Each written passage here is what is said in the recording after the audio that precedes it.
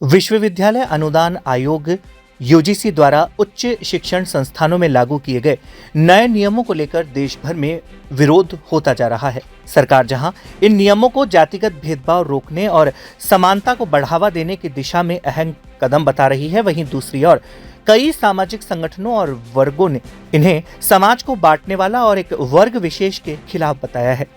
UGC के नए नियमों के तहत अब देश के सभी कॉलेजों और विश्वविद्यालयों में जातिगत भेदभाव की शिकायतों की जांच के लिए समानता समिति क्वालिटी कमेटी का गठन अनिवार्य कर दिया गया है। इन समितियों में ओबीसी, एससी/एसटी, दिव्यांग और महिला प्रतिनिधियों की भागीदारी अनिवार्य होगी। अधिकारियों का कहना है कि इसका उद्देश्य कैंपस में समावेशी वातावरण बनाना और पिछड़े वर्ग के छात्रों की शिकायतों का समय पर समाधान सुनिश्चित करना है। हालांकि इन नियमों को लेकर विरोध के स्वर लगातार मुखर हो रहे हैं। इसी क्रम में अजमेर में सामान्य समाज के युवाओं ने जिला कलेक्ट्रेट कार्यालय पर प्रदर्शन किया और महामहिम राष्ट्रपति द्रौपदी मुर्मू एवं प्रधानमंत्री नरेंद्र मोदी के नाम ज्ञापन सौंपा।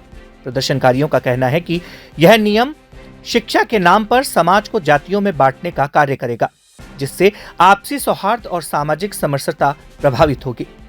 इस दौरान ब्राह्मण समाज के युवाओं ने प्रयागराज में माघ स्नान के दौरान महामंडलेश्वर अविमुक्तेश्वरानंद को स्नान से रोके जाने और उनके साथ मौजूद बटुकों के साथ कथित मारपीट की घटना की कड़ी निंदा की। ज्ञापन के माध्यम से इस घटना पर सख्त कार्यवाही की मांग भी की गई।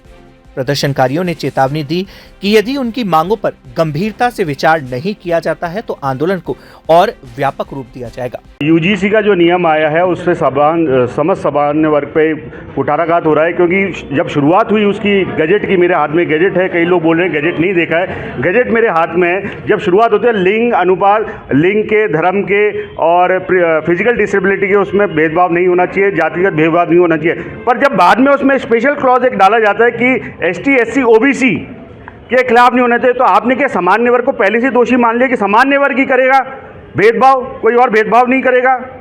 तो ये जो है इसको एक क्लियर कंसेप्ट करना चाहिए। दूसरा, इसके अंदर एक और चीज़ डाल दी गई है कि जो शिकायत करता होगा वो शिकायत करेगा और उसके बाद वो कहेगा कि मेरे नाम गोपनीय रखा जाए, तो उसका नाम नहीं बताया जाएगा। अगर कोई इससे प्रताड़ित हो रहा है सामान्य वर्ग का व्यक्ति, तो नाम तो बताओ ताकि वो एक्शन तो ले। 2012 के अंदर यही चीज़ तो थी कि अगर कोई झूठी शिकायत करेगा तो उसके खिलाफ कार्रवाई होगी, पर यहाँ तो कार्रवाई का प्रावधान ही आप हटाने पर लगे हो।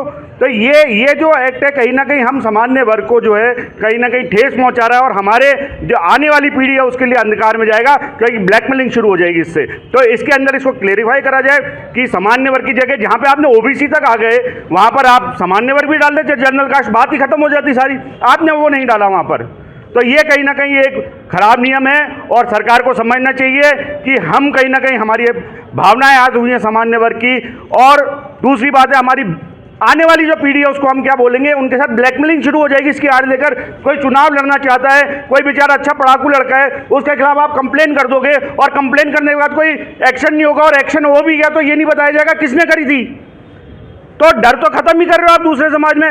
हम चाहते हैं समानता का अधिकार सबको, सब समानता से जिए, और आज के समय में मुझे लगता है कि असमानता नहीं बची है, और कोई असमानता करता है तो उसको बिल्कुल आप उसको सजा दीजिए, पर ऐसा कुठाराघात सामान्य वर्ग के साथ मत करिए। आज राष्ट्रपति को ज्ञापन दिया, किस तरह की डिमांड किया आपने? देखिए, राष्ट्रपति को हमने यही कहा है कि इसके अंदर इसको क्लेरिफाई करा जाए, और आगे आप जो देख रहे हैं इस पूरे मामले को लेकर सोशल मीडिया पे जिस तरह से बवाल मचा हुआ है वो आप देख रहे हैं, जिस तरह से लोग सड़कों पे आ रहे हैं। कल सिटी मजिस्ट्रेट जैसी बड़ी पोस्ट के बरेली के पीसीएस ने रिजाइन कर दिया, ये अपने आप में बहुत बड़ी बात है।